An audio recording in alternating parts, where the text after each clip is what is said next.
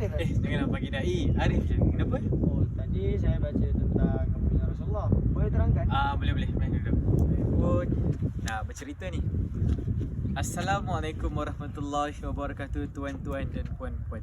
Firman Allah Subhanahu Wa Taala dalam Al-Quran yang berbunyi, dan tidaklah kami memutuskan engkau wahai Muhammad melainkan untuk menjadi rahmat bagi sekalian alam. Surah Al-Anbiya ayat 107. Nabi Muhammad sallallahu alaihi wasallam, rasul yang terlahir di karangan 25 rasul, kekasih Allah yang sejati dan juga seorang pemimpin yang hebat, tiada tolak tandingnya. Masya-Allah, begitu hebat junjungan besar Nabi Muhammad sallallahu alaihi wasallam. Jadi penonton sekalian, sejauh manakah kehebatan kepimpinan Rasulullah? Di sini saya ingin menceritakan kepada tuan-tuan dan puan-puan serta rakan saya tentang kisah kepimpinan Rasulullah. Saya akan sentuh 3 aspek utama kepimpinan baginda, iaitu yang pertama, baginda sebagai pemimpin agama, yang kedua, baginda sebagai pemimpin politik, dan yang ketiga, baginda sebagai pemimpin masyarakat. Terus kita kepada aspek yang pertama, Rasulullah sebagai pemimpin agama. Tuan-tuan dan puan-puan, sebagaimana yang kita tahu, Rasulullah SAW mempunyai 4 sifat utama, iaitu asidik yang bermaksud benar. Sepanjang baginda menjadi pemimpin, baginda berpegang teguh kepada sifat baginda ini. Seterusnya, sifat amanah. Baginda begitu amanah dalam menjalankan tanggungjawabnya sehingga baginda digelar Al-Amin oleh penduduk Mekah, yang bermaksud yang terpercaya. Seterusnya, sifat tabligh. Baginda sallallahu alaihi wasallam bersungguh dalam menyampaikan wahyunya dan menyebarkan pengaruh agama Islam sepanjang kepimpinannya. Baginda berpegang teguh pada hadis baginda yang berbunyi, setiap pemimpin bertanggungjawab di atas pimpinannya. Dan yang terakhir sekali, sifat fatonah bermaksud kebijaksanaan. Kebijaksanaan Rasulullah SAW terbukti apabila berjaya menyelesaikan pergaduhan 2 kaum dengan melokasikan semula batu Hajarul Aswad.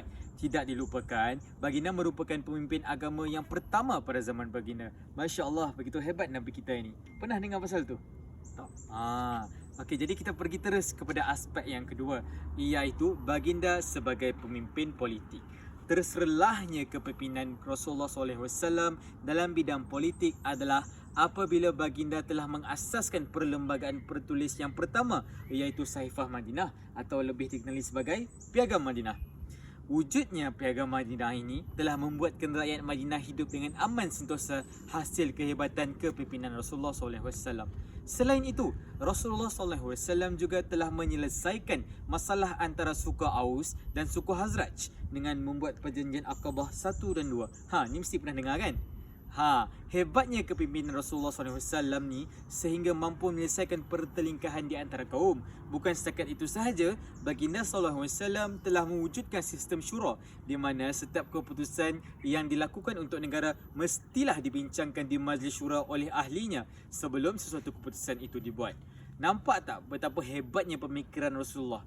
Rasulullah bersabda bahawa kamu akan berebut pemerintahan dan akan menjadi kemenyesalan pada hari kiamat kelak.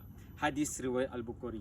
Jadi, nak jadi pemimpin ni bukan mudah. Maksud hadis tersebut ialah orang yang menjadi pemimpin ni akan menyesal di akhirat kerana jika dia tidak menjalankan amanahnya dengan bersungguh-sungguh, dia akan diseksa di akhirat kelak. Jadi, jangan main-main dengan tanggungjawab Allah tentang kepimpinan ni.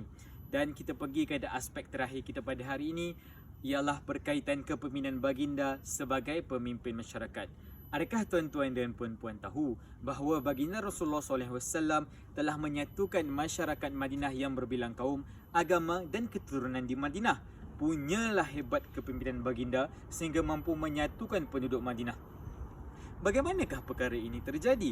Seperti yang saya katakan tadi, baginda mewujudkan Piagam Madinah dan Rasulullah SAW menetapkan perkara penduduk Madinah mempunyai kebebasan beragama kepada semua penduduk dan mengamalkan adat masing-masing. Korang tahu kenapa Rasulullah buat begitu? Rasulullah SAW buat begitu kerana baginda nak tunjukkan bahawa agama Islam itu agama yang aman, agama yang menjaga kesejahteraan penganutnya dan juga bukan penganutnya. Kiranya non-Muslim pun Islam ambil berat. Ini akan membuatkan orang ramai lebih tertarik dengan agama Islam. Hebat tak Rasulullah? Rasulullah SAW bersabda, wa kunu ibadillahi ihwana, jadilah hamba Allah yang bersaudara. Jadi kepimpinan baginda begitu hebat kerana menyatukan hamba Allah menjadi saudara sesama sendiri. Masya Allah, Hebat sungguh kan?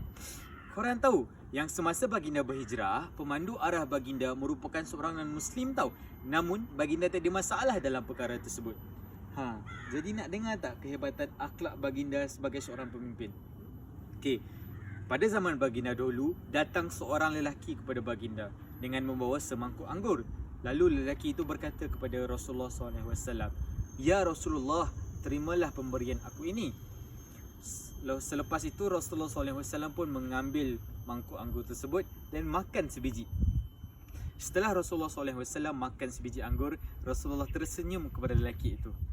Kemudian Rasulullah mengambil lagi sebiji dan tersenyum kepada lelaki itu. Lalu Rasulullah SAW mengulangi perbuatannya berulang-ulang kali sehingga habis mangkuk anggur itu. Lalu Rasulullah tersenyum kepada lelaki itu sekali lagi. Lelaki tersebut begitu gembira kerana Rasulullah SAW menerima pemberiannya dan menghabiskan anggur tersebut. Setelah lelaki itu berlalu, para sahabat bertanya kepada Rasulullah, "Ya Rasulullah, kenapa engkau tidak menjemput kami makan sekali?" Rasulullah SAW pun berkata, "Tahukah kalian bahawa anggur itu berasa amat masam? Jika aku berikan kepada kalian, sudah pasti muka kalian akan berubah." Jadi kat sini, betapa hebatnya akal Rasulullah. Dia nak menjaga hati seorang rakyatnya dengan cara sentiasa senyum walaupun buah itu masam.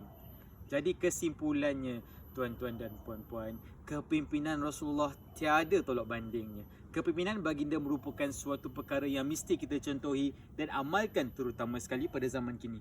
Bayangkanlah, walaupun baginda telah wafat beribu tahun yang lepas, namun ajaran dan talaudan baginda masih diamalkan sehingga kini. Itulah antara kisah Rasulullah SAW. Kalau ada masa saya boleh cerita lagi, namun disebabkan kekangan masa, kita harus berakhir di sini. Sekian dari saya, Arif Nuluman bin Edi Hanis, mewakili Kolej Profesional Marasir Iskandar. Assalamualaikum warahmatullahi wabarakatuh.